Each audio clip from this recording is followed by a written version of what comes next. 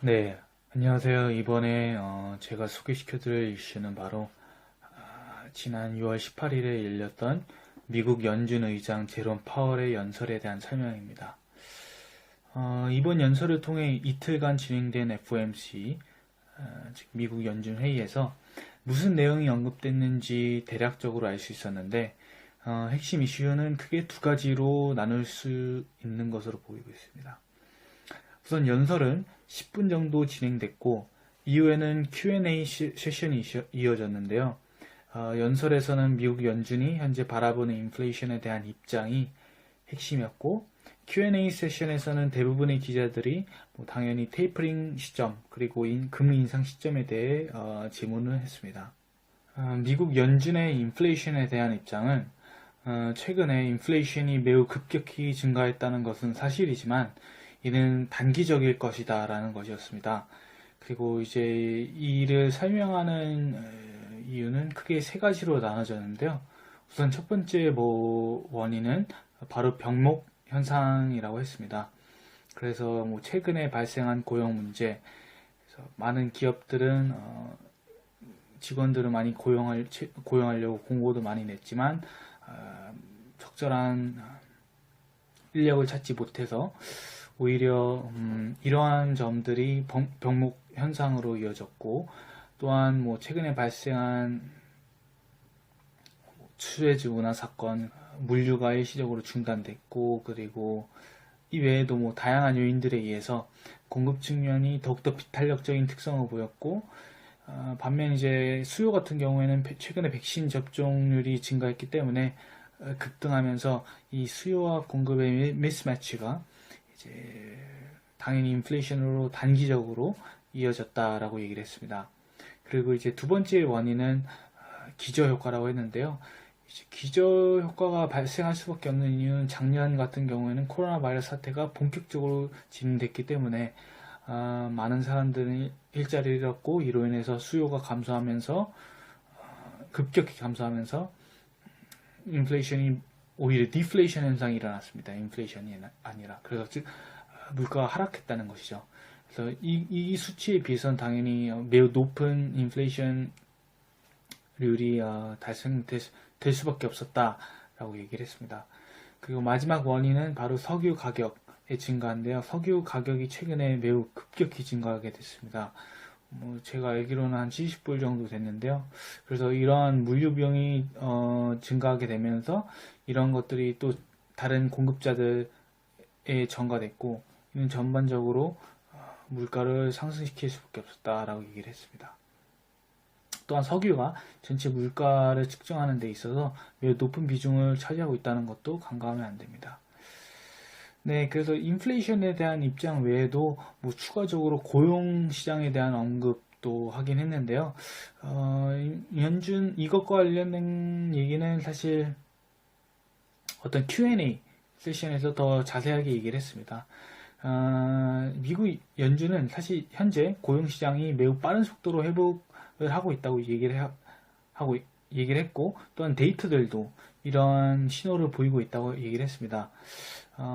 그래서 구체적으로 설명해 드리자면, 특히 여가 부분이 매우 급격한 속도로 증가하고 있지만, 개선되고 있지만, 아직은 갈 길이 멀다가 핵심 얘기였습니다. 그래서 코로나 바이러스 사태가 발생하기 이전에 비해서는 아직 실업률이 매우 높은 상태이고, 최근 들어서 이제 이제 공고는 많이 나오고 있지만 고용이 쉽게 되지 않고 있다는 점도 주목해야 된다라는 식으로 얘기를 했습니다.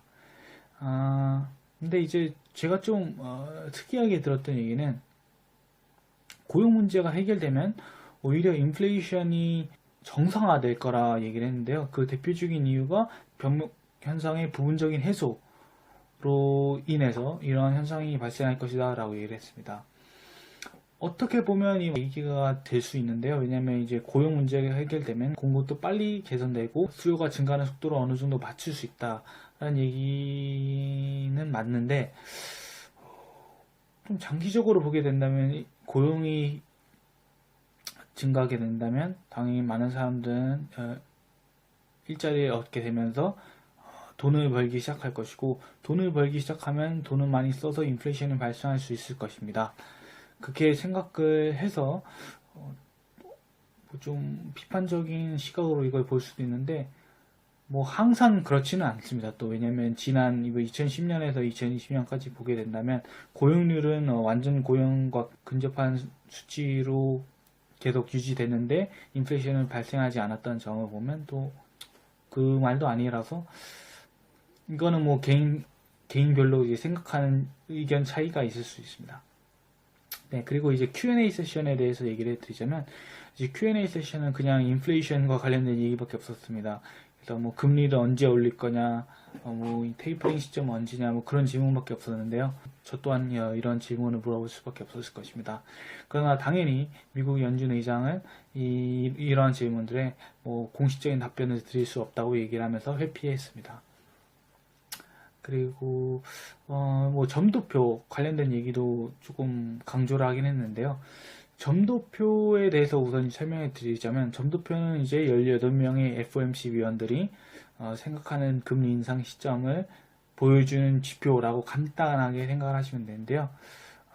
그래서 무려 이번에 13명이 2023년 말 이전에 금리가 2번 이상, 최소한 2번 인상될 것이다 라고 생각을 했다는 것을 이제 보여줬기 때문에, 점도표를 통해서 많은 투자자들은 이거를 보고 조금 당황을 했습니다.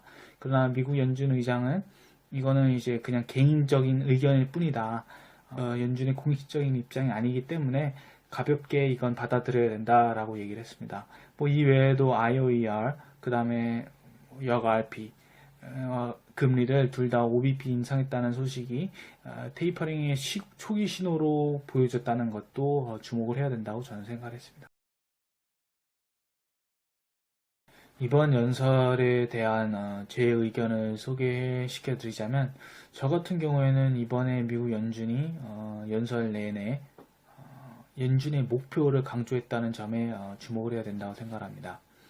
미국 연준의 목표는 두 개인데요. 그게 우선 첫 번째는 완전 고용의 달성, 그리고 두 번째는 물가 안정입니다. 저는 여기서 특히 물가 안정에 주목해야 된다고 생각하는데, 그 이유는 이제 연설 이후에 원자재 가격이 폭락했고 또한 주가가 폭락을 했기 때문입니다. 저희가 이제 반드시 알아야 될 것은, 저희가 보는 원자재 가격은 대부분이 선물 거래이기 때문에 이거는 실수요에 대한 프라이싱도 있긴 하지만, 투기성 거래도 어느 정도 이 가격 측정에 영향을 주기 때문에 저희가 보는 선물 거래 가격으로만 실제 시장의 환경을 생각하시면 안 됩니다. 그리고 두 번째로 저희가 또 반드시 알아야 되는 게, 기준금리는 대응하는 목적으로 사용된다는 것입니다. 이 둘을 인지하시고 제 설명을 들으신다면 훨씬 더 수월해질 것인데요. 지금부터 이제 제 의견, 왜 물가 안정에 주목해야 되는지에 대해서 제가 얘기를 해드리겠습니다.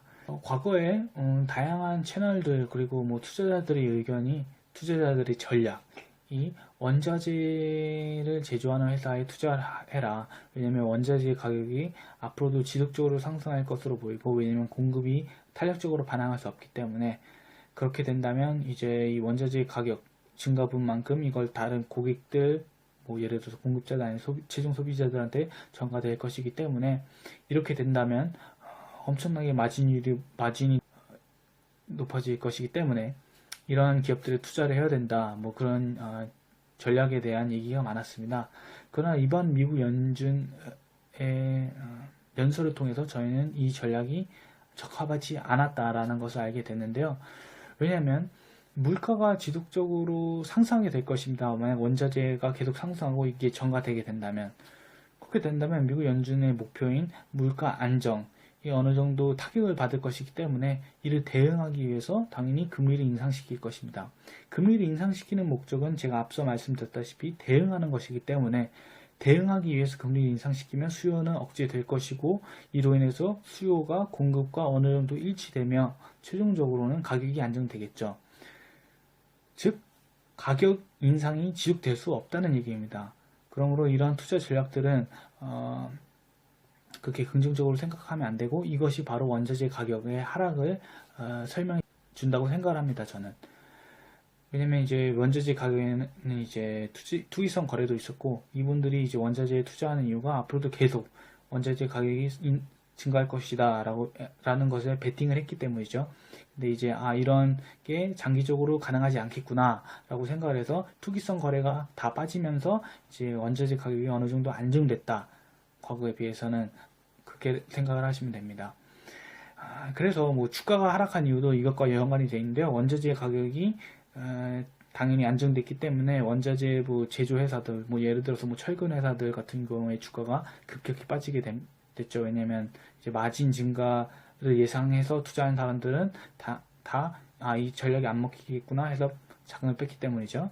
그래서 이게 이제 이번 연설에서 좀 매우 주목을 해야 되는 것이라고 생각을 했고, 이 계기를 통해서 저희가 또 느끼게 되는 것은 건강하고 지속 가능한 성장이 동반돼야 인플레이션이 긍정적인 요인으로 보일 것이고, 이를 위해서는 고용 문제가 해결돼서 많은 사람들이 정부 지원금이 아닌 소득에 의존하며 살아갈 수 있게 되어야 한다는 것입니다. 즉 완전 고용이 달성된 이후에 인플레이션이 발생해야 금리가 인상된다 하더라도 시장이 부정적으로 반응하지만은 않을 것입니다. 그래서 성장률이 금리 인상보다 더욱더 높게 된다면 금리가 인상되더라도 시장은 긍정적으로 반응할 수밖에 없죠. 네. 그리고 제가 또 이 외에도 주목해야 되는 것이 따로 있다고 생각하는데요. 그거는 바로 미국 연준 의장이 공식적으로 테이퍼링이 금리 인상보다 먼저 진행될 것이기 때문에 테이퍼링 시점 그리고 테이퍼링에 주목을 해야 된다라는 얘기를 했다는 것입니다. 제가 이 얘기를 왜 주목하게 됐냐면, 저는 미국 연준의 회사채 매입 규모 축소가 테이퍼링의 시작으로 보였기 때문입니다. 테이퍼링은 말 그대로 이제 유동성 공급 규모를 서서히 줄인다는 것입니다. 즉 순으로 이제 회수한다가 아니라 공급하는 규모를 축소하는 것도 어느 정도 테이퍼링 범위 내에 포함되어 있기 때문에 전 이걸로 봤고, 이게 왜 중요하냐면 분명히 이번에 테이퍼링이 먼저 진행된다고 해서 지금 투자자들은 다 테이퍼링 시점을 보고 있습니다. 그러나 만약 이게 테이퍼링 시점이었다 그러면 생각보다 시장이 생각했던 것보다 더 빨리 금리가 인상될 수 있다는 것입니다. 그러면서 이제 시장이 아니 왜 테이퍼링 시점을 얘기해 주지 않았냐, 왜 갑자기 금리가 인상되냐, 사전 예고 없이 그렇게 나오게 된다면 무슨 말이냐, 미국 연준은 무슨 말이냐, 우리는 테이퍼링을 이미 전부터 시작을 했다, 그래서 이제는 금리 인상으로 간다라고 하면서 발 빼는 전략을 사용할 수 있습니다. 그래서 테이퍼링 시점을 파악하는 것이 매우 중요하고요. 이건 개인별로 이제 따로 생각을 해놔야 됩니다. 저는 그냥 이번 계기를 통해서 제가 생각했던 그 테이퍼링 시점에 대해서만 소개를 해드렸습니다. 네, 이번이 저희 첫 WBS 컨텐츠였는데요. 혹시 내용이 너무 어렵다거나 아니면 너무 쉬웠다라고 생각을 하시면 저희한테 댓글로 피드백을 주셨으면 합니다. 왜냐면 저희 같은 경우는 항상 컨텐츠를 업데이트 시키면서 더욱더 발전한 모습을 보여드리고 싶기 때문에 이런 피드백은 저희한테 매우 유용하게 다가올 것입니다. 네, 그래서 저희 첫 컨텐츠를 봐주셔서 매우 감사하다는 말씀을 드리고 싶고요. 아마도 이번 주 금요일 아니면 늦으면 다음 주 정도에 저희 두 번째 컨텐츠로 인사드리겠습니다.